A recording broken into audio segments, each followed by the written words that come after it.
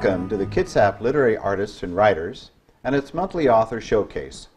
I am your host, Peter Stockwell. Authors Jean and Sandy Hill are visiting with us this month at the Bremerton Kitsap Access Television Studios. Jean and Sandy joined our monthly meetings of Kitsap Literary Artists and Writers and were part of the major author event that happened in the Kitsap Mall after Thanksgiving last year. Sandy is an award-winning writer of Christian-inspired children's books, while Jean crafts computer and cyber-intense stories set in Mexico. Welcome to our broadcast for the Kitsap Literary Artists and Writers. Peter, thank you for having us here to share with your audience. We're glad to have you with us. Mysteries are fascinating to me, and they're fascinating to many, many different people. Tell us about the cryptocurrencies and self-driving cars and murder. Yes. Well, the hero, Detective Ramirez, discovers the body of a wealthy stockbroker in the trunk of her self-driving car. And there's a clone of her ID chip and a perfect mask of her face. So something's definitely up. There are fingerprints of a street kid on the trunk. Did he kill her? Why would he kill her? He may have left the fingerprints there as he stuffed her in the trunk. Also on the news, a wealthy playboy washes up on a beach. It appears that he got drunk and fell overboard on a cruise. But his ex-wife comes in and says, no, he was murdered. His will has been changed and he wouldn't have done it that way. So it's a great story. I had a ton of fun writing it. Yeah. Your detective Yes. is going to connect these two and figure out what happened? Well, the detective actually, he brings in the street kid and accuses him of the crime. And the street kid tells this fantastic story about a crime gang that's killing lots of people for their expensive cars. And the detective's not having it. But the more he researches it, the more he figures out the kid's right. So eventually the two of them gang up to solve the crime. I understand you also have a new book that's just been released? I just have a new book out. There's a few people that are reading it. It's called She is Brilliant, an Artificial Intelligence Mystery. And there's a new character. She's a absolutely brilliant grad student named Julie Ames. And she proposes that an artificial intelligence simulation can do a better job than our Congress. So she has 50 individual AI bots, as they're called. Each one represents a state. And she has them research gun violence and propose gun control legislation. But it kind of goes off the rails. The minute they get going, one of the bots appears to have attacked two other bots. So her professor is concerned that she's accidentally created a psychopath bot. Or she may have been hacked. And who could have hacked her? Why would they have hacked her? So it's a fun story. Your day job involved creating computer chips. Yes. And related computer materials. How has this creeped into your stories? Well, first of all, yeah, for 30 years I designed computer chips in Silicon Valley. The way it's crept in is I just constantly pick up what's going on in the computer industry, what's new on the internet, and I keep track of those sort of things. And in my mind I go, all right, what kind of problems could that cause? The engineering mind is trained to think of everything that could go wrong or ways it could break so you could cover it. So that creeps in too. The first book, Cryptocurrencies, was actually the result of a couple of trends that have been going on for a while. One is facial recognition. Apple is leading the way on things like you take a selfie of yourself and that's your username and password. Your cell phone recognizes you and that's how you unlock it. Another group is doing what they call pay by face, where that replaces a credit card. So if you want to pay for something, you just take a snap of yourself. The phone identifies you and the money moves. So that's a great trend. It can be broken. So they're working on things like how do you tell twins apart. And they also find out that children, especially siblings, are extremely hard to tell apart if they're near the same age. Another trend is cryptocurrencies. You've all heard of Bitcoin. Criminals love those because it's a encrypted person-to-person exchange. It doesn't go through a bank where the government can track it. And the police don't have the ability very well to follow the money. So those two trends set up kind of the perfect identity theft crime. So I tried to figure out what is the ultimate identity theft, and that's what the story's about. Self-driving cars are just another way that criminals can kill people, because if you kill them in a car, they don't crash. The car just goes home.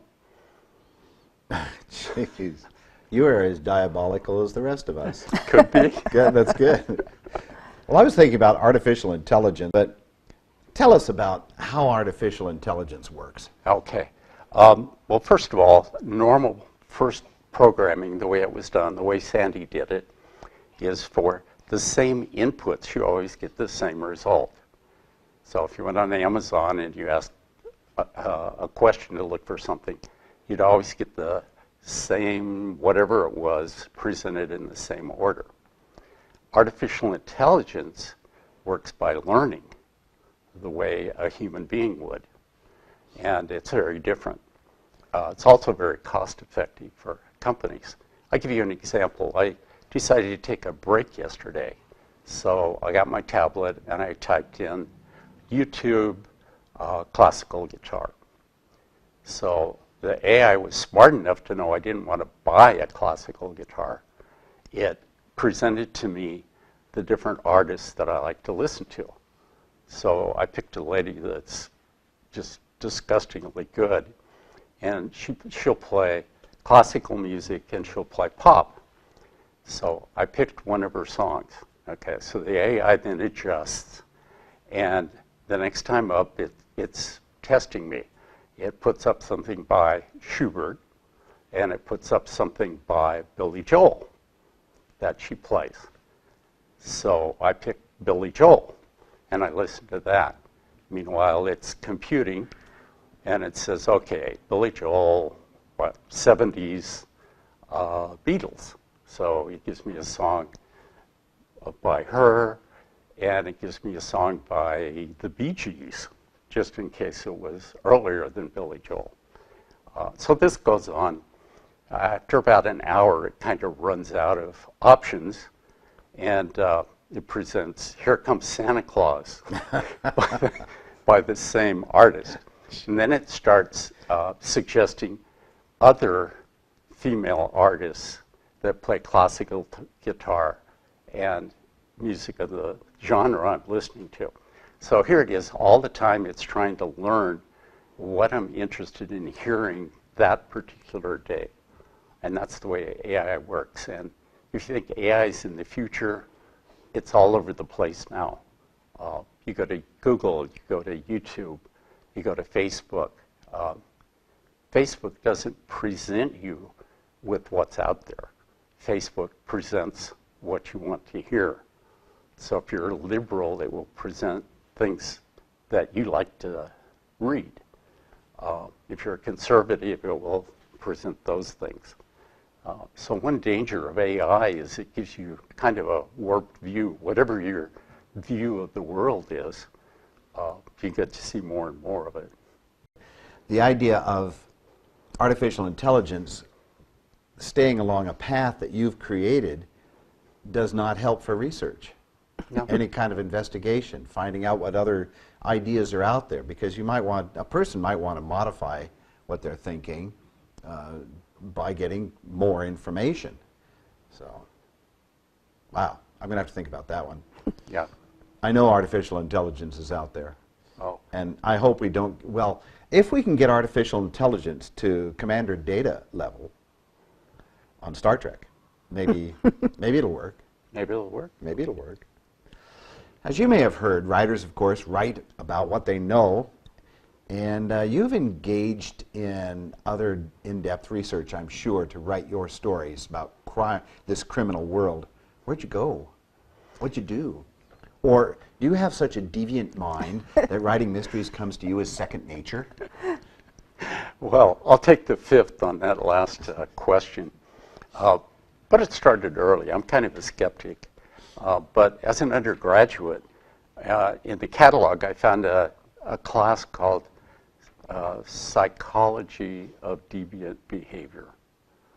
And for some reason, they waived all the prerequisites so I could get into this graduate class as an undergrad. I think they were studying me. Their deviant minds were going after you? Oh, it's possible. So for a quarter, I learned all about what's the norm and how do you tell what is the behavior of somebody that's not norm, and where does that come from. Then I graduated, got my first job, and I had a security clearance. And as part of that, they train you, okay, here's how somebody's going to try to recruit you. And then every 3 months or so, they would haul me in and say, okay, where have you been? Who have you talked to? Is there anybody new that you've talked to? And is anybody showing a lot of interest in your work? And of course, they would teach you ways to deflect the conversation, you know. No, I don't design a lot. I work on maintaining libraries, stuff like that. And then I moved to Silicon Valley, and years later, I'm sitting in my office at Intel, and a guy walks in, and he's from the CIA. And how did you know that? Did he identify himself? Yeah, he did. Oh. They have creds. So Eddie pulls out a copy of an Intel microprocessor that the Russians had manufactured. It was a little pink case instead of the kind of packaging we had. And he said, okay, this works. They built it themselves. How did they get it? Did they design it from scratch? Can they do that now? Did they steal it somehow? And so he wanted me to answer the question.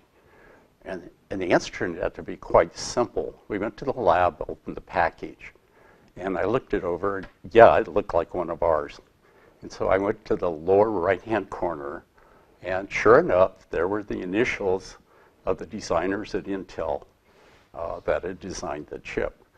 It was their masterpiece, so they signed it. Picasso signs his masterpieces. So obviously the Russians had stolen it after it had been through the design process, ready to go into manufacturing, because it was all there, including the signatures of all the people that had worked on it. And then he left, never saw him again. So is that a book for you now? Yeah, I don't know. Maybe. Oh, but I did, in the latest book, there's a character that's a CIA person that pops in and out of the story, just like this guy did. Have you enjoyed becoming a better-known creator of books? It's a lot of fun. The creation of the book is an absolute kick. Oh, it is. The selling of it's hard work. That is hard work, and that's why we do our shows. That's why we do this TV show. It's why we go and do events in the mall. It's why we are all over the county as much as we can get, or over the state, or over the country. Yeah. And and it is. We really appreciate being able to do that. Well, Sandy, you create books for children. What inspires your stories? Well, I write fiction and nonfiction, and some of the books are Christian themed and some are not. Inspiration comes from different sources, but one is my grandchildren. So I had a granddaughter who came to me, her name's Kaya, and she said, Grammy, let's write a book together. I said, great idea, what would you like it to be about? And she said, a chicken and a hoedown. And I thought, that's quite the assignment that I'm getting. And but out of that came Chick Heather's New Neighborhood, New Friends. It's won some awards, and it was a lot of fun to do that with her. Another thing that inspires me is concern for children. I'm really concerned these days that I see younger and younger children with cell phones and with tablets. Mm-hmm. And I'm concerned about that, and I read an article from Screenagers where they said that they were interviewing Pixar. And they said to Pixar, it must be difficult to get programmers, software programmers, to work on all your projects. And they said, well, not really. It's what's really hard is to get creative software engineers. That's the hard part. And later in the article, Screenager quotes a survey that said that what kids do online, only 3% of what they do is content creation.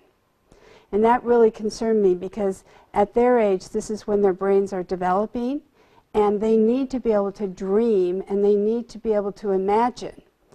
And we don't have as many sources as we used to have for kids to do that. So to do my little part, I created these books called Imagine Books. There's 4 in the series, and in the title it will say Read, Imagine, Draw. And the idea is they'll read a page, and then there's opposite side is a page where they can imagine the scene and draw it.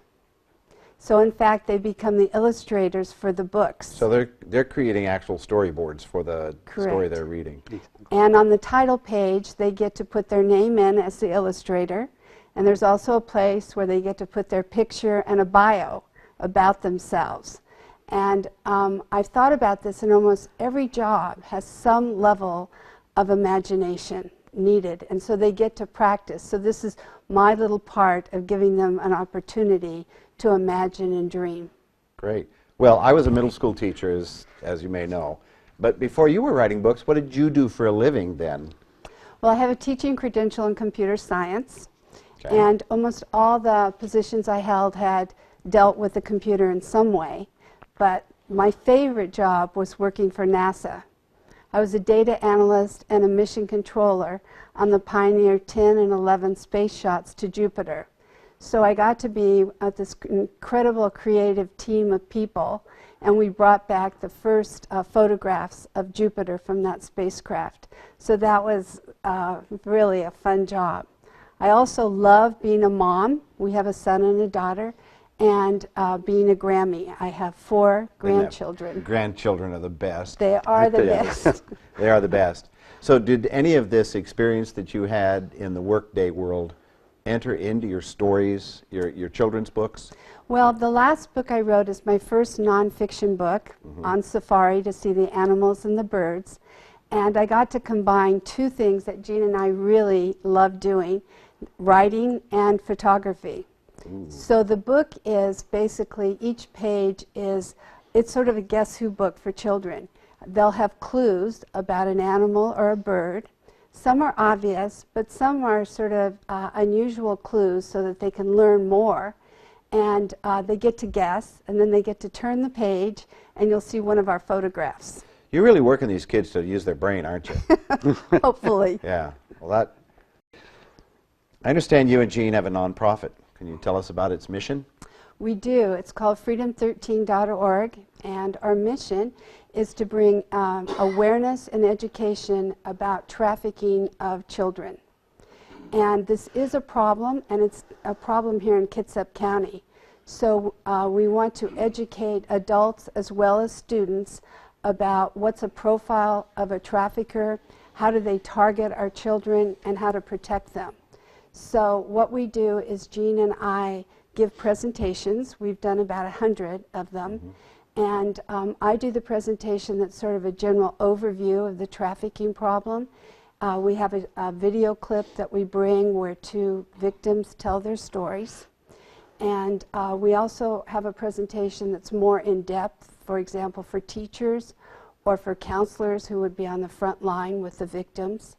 all the profits from profits from our books all go to help support Freedom 13, because no one's paid. We have volunteers, no one takes a salary, and all the money goes to help the kids. So I'm going to ask Gene to talk a little bit about his presentation. Okay. Tell us about it, Gene. So I keep track of what are the dangerous apps, what are the most recent apps, because they change all the time, what's dangerous about them. So with adults, I talk about which ones are the most dangerous, why they're dangerous. For example, some of the apps will actually give the person at the other end the GPS location to the kid, so they can actually go find them. So a lot of things like that. With teenagers, it's more of a focus group kind of approach. I use cartoons and little video clips, and I take surveys, and I get their opinion. So I wind up walking away with more information than I give. I actually get more information back. So that's really fun. One of the things that I wanted to test, I did a focus group in Bremerton last year, and I'd read a survey that said that kids chat with anybody online, but they wind up going to meet them in person about 30% of the time.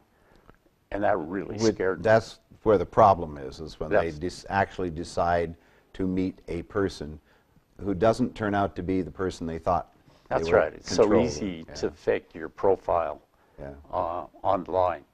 So I weaseled that answer out of the kids, and they said, oh yeah, everybody chats with people they don't know, and about a third of them actually go to meet the people.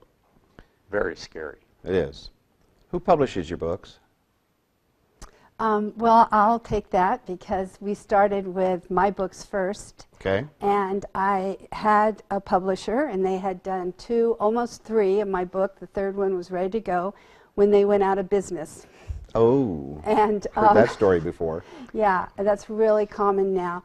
But the flip side, the good part of that was that Gene and I together had discussed and gone through the production of the book from the publisher. So we felt pretty confident that we could do this ourselves. So we started self-publishing. And okay, so there's pros and cons to doing either way. And it's very difficult today to get into a traditional publisher, because they are using their tried and true authors, and they're using people who are famous who decide to write a book, Right. because that's where the profit is. So to get in, you need an agent and really a track record. Or you need to know somebody who is one of those famous authors who says, yeah, I think I know. Right. It's difficult. It is amazing. So you probably face the same sort of obstacles I do when I try, and that is getting into bookstores, getting into various venues where you can actually be found. Now, we were at the Kitsap Mall last November. Right. That's one way of doing it. We have events coming up like Harbor Fest here in Kitsap County, and you're going to be part of that. Mm-hmm. And we have the Bridge Blast and the Fair and Blackberry Festival, and we're doing the Kitsap Mall in October again instead of November because it's book month. So yeah, we'll help each other get through all of this. I want to know though, have you both enjoyed working together as authors? Oh, it's a kick.